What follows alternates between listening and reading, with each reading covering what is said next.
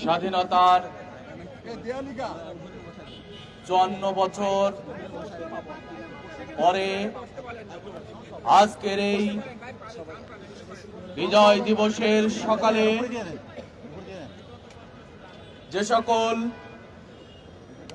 স্বাধীনতা অর্জনের বীর সেনানী যারা তাদের জীবনকে দিয়ে শহীদ হয়েছে, আত্মত্যাগ রেখেছে, যারা 24-এর আন্দোলনের রাজপথে শহীদ হয়েছে, যারা বিগত দিনের আওয়ামী দুঃশাসনের কবলে শহীদ হয়েছে, সে সকল শহীদদের স্মরণ করে আমরা ইসলামী ছাত্র শিবিরের ঢাকা মহানগরের উদ্যোগে আয়োজিত আজকের এই বর্ণাঢ্য র্যালি পরবর্তী সমাবেশে ছাত্র শিবিরের কেন্দ্রীয় নেতৃবৃন্দ, মহানগর নেতৃবৃন্দ এবং বিশ্ববিদ্যালয় শাখার সভাপতিবৃন্দ, প্রিয় উপস্থিতি, আসসালামু আলাইকুম ওয়া রাহমাতুল্লাহ। প্রিয় উপস্থিতি, স্বাধীনতার 54 বছর পদার্পণ করেছে। স্বাধীনতা যখন শুরু হয়েছিল, জাতি বর্ণ ভেদাভেদ ভুলে ছাত্র জনতা ঠিক একই 24-এর মতো কাঁধে কাঁধ মিলিয়ে ঐক্যবদ্ধভাবে স্বাধীনতার যে গৌরবটা ছিনিয়ে এনেছিল, সেই গৌরব ছিনিয়ে আনার পরে যে ঐক্যবদ্ধ ছিল, স্বাধীনতার পরে এসে সেই দৃশ্য আমাদের কাছে অন্য রূপ নিয়েছিল। স্বাধীনতার 54 বছরেও শুধুমাত্র বিভেদ, নিজেদের ভিতরে স্বাধীনতাকে দলীয়করণ, ব্যক্তি গোষ্ঠী নিজেদের স্বাধীনতার নিজেদের পরিণত করার এক মহা উৎসবে বিগত দুঃশাসনগুলায় এই ধরনের আয়োজন নিয়ে ব্যস্ত ছিল তারা। স্বাধীনতার মূল কথা ছিল সাম্য, মানবিক মর্যাদা, সামাজিক ন্যায় বিচার, যার কোনটি স্বাধীনতার 54 বছর গেলেও এ জাতি দেখেনি, বরং দেখেছে সাম্যহীন। মানবতা ছিল এদেশের খুনি শাসক শ্রেণীদের হাতে লাঞ্ছিত হওয়ার এক সামান্য ব্যাপারে পরিণত হয়েছিল মানবতা। আমরা দেখেছি সামাজিক ন্যায় বিচারের কথা যদি বলি, তাহলে এটা বলতে পারি এ জাতি সামাজিক ন্যায় বিচারের কোনো দৃশ্য এখন পর্যন্ত দেখেনি, বরং সামাজিক অধিকার থেকে, মানবিক অধিকার থেকে, সাম্য এবং ন্যায় এবং ইনসাফ থেকে এ জাতি বঞ্চিত ছিল, এখনো বঞ্চিত আছে, যেটা আমরা দেখে দেখে আজ অবধি পর্যন্ত 54 পদার্পণ করেছি। প্রিয় উপস্থিতি, আমরা বলতে চাই স্বাধীনতার মূল কথা হওয়ার ছিল ঐক্যবদ্ধভাবে দেশ গঠন করা, কিন্তু সেই ঐক্য বিনষ্টে আওয়ামী দুঃশাসন, বাকশাল, স্বৈরাচার শাসন এদেশের মানুষের বিভেদের এক দেয়াল চাপিয়ে দিয়ে এ জাতিকে খণ্ড বিখণ্ডে পরিণত করা হয়েছে। প্রিয় উপস্থিতি, কাজেই 54 বছর আমাদের এই জাতিকে যেভাবে ব্যবহার করা হচ্ছে, ভারতীয় আগ্রাসন, আধিপত্যবাদ, বিশ্বের বিভিন্ন আগ্রাসন এই জাতিকে নানা দিক থেকে ঘিরে রেখে এ জাতির অগ্রযাত্রায় বারবার থামিয়ে দিয়ে তারা এই জাতিকে পেছনে ফেলেছে। অথচ উচিত ছিল স্বাধীনতার 54 বছরে আমরা বিশ্বের মানচিত্রে আমাদের অবস্থানটাকে সুস্পষ্ট করে আমরা মাথা তুলে দাঁড়িয়ে বিশ্বকে জানিয়ে দেওয়া, বাংলাদেশ এই বিশ্বের অন্যতম একটি দেশ, কিন্তু আজ পর্যন্ত আমরা সেটা দেখি নাই, সেটা করতে পারি নাই। প্রিয় উপস্থিতি, আমরা বলতে চাই আজকের এই 54 বছর পরে এসে আমরা যদি দেখি আমাদের অগ্রগতি কি ছিল, তাহলে দেখতে পাই আমাদের অগ্রগতি ছিল অর্থ ব্যবস্থা লুটপাট মাফেরা লুটেরার জন্ম দিয়েছে এই জাতি।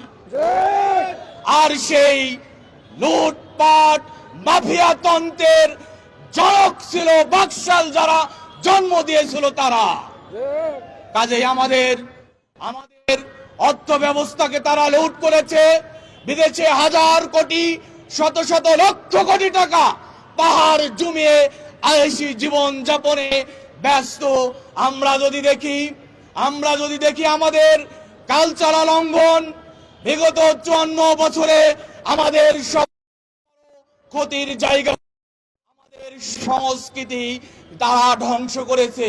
পার্শ্ববর্তী দেশ, প্রতিবেশী দেশ থেকে শুরু করা বিশ্বের বিভিন্ন দেশ থেকে আমদানি করা সস্তা বস্তা পচা কালচার আমাদের উপর চাপিয়ে দিয়ে এ জাতির সংস্কৃতি মননকে তারা ধ্বংস করেছে।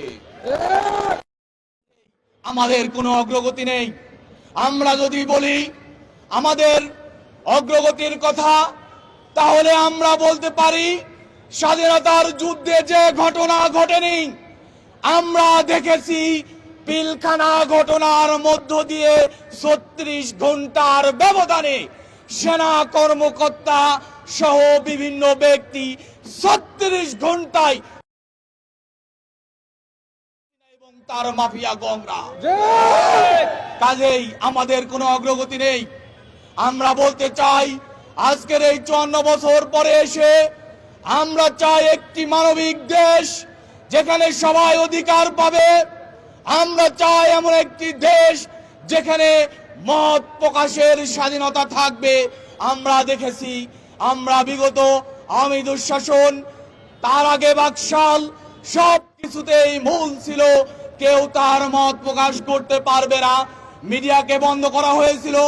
মিডিয়ার টুটি চেপে ধরে শুধুমাত্র নিজেদের দলীয় এবং নিজেদের গুণগান ব্যতীত আর কোনো কিছু আমরা মিডিয়ায় দেখি নাই।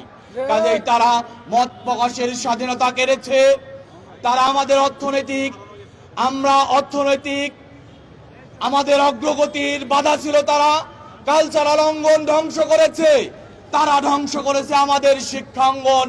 বিগত দুঃশাসন, তার আগে আমরা দেখেছি ঢাকা বিশ্ববিদ্যালয়, চট্টগ্রাম বিশ্ববিদ্যালয়, রাজশাহী বিশ্ববিদ্যালয়, ইসলামী বিশ্ববিদ্যালয় সহ সকল বিশ্ববিদ্যালয় ছিল এই খুনি হাসিনা, তার দোসরদের, তার সহযোগীদের, তার অঙ্গ সংগঠন ছাত্রলীগ এক সন্ত্রাসীর মূল কেন্দ্র বানিয়েছিল শিক্ষা অঙ্গনকে।